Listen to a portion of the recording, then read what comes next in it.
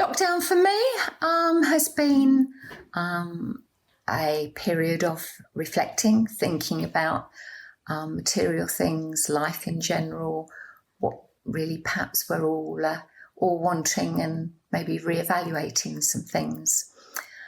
Enjoying time in the garden, walking the dog, talking to friends on the phone, but missing people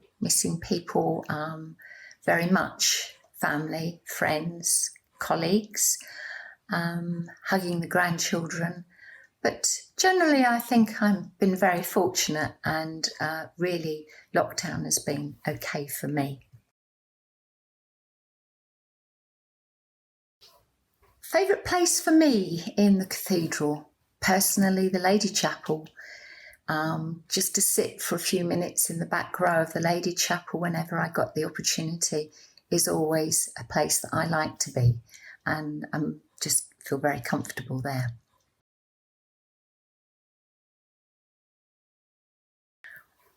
Why I'm volunteering is because for many years in my working life, I worked with probably 600-700 volunteers who were key to the place continuing, and it was something I always wanted to do. When I had the opportunity, when work wasn't quite so hectic, I did various volunteering roles, and when it came to the fact that I had time to perhaps spend some time at the cathedral, that's what I wanted to do. I became a welcomer, and some 2 years ago I became a guide, and you will always meet so many interesting people coming and going into the cathedral.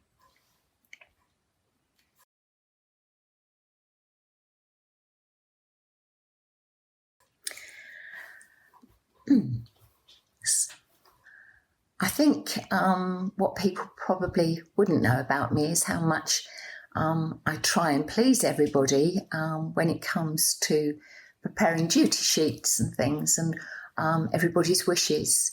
It's amazing how I always found that people wanted to work on certain hours on certain days, and it sort of left everything bunched up. But a lot of time and a lot of thought going into trying to please everybody, and I'm not quite sure if people would realise just how difficult that can be.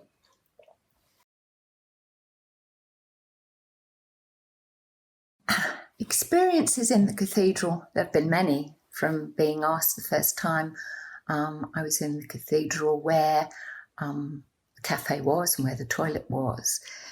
But something that sort of stands out in my memory was being a welcomer one Friday afternoon, 5 o'clock, a gentleman coming in with what transpired to be his daughter and granddaughter.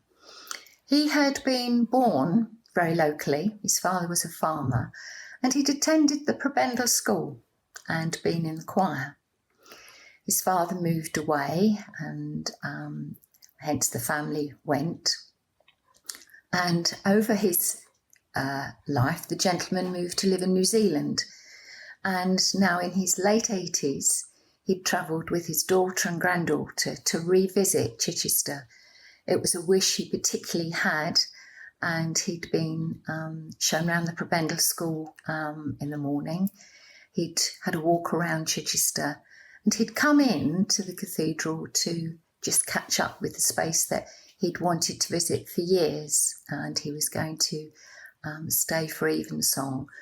But to talk to this gentleman whose memories of the cathedral were so special to him has stayed in my mind, and he was a man who'd travelled a long way to experience the cathedral again.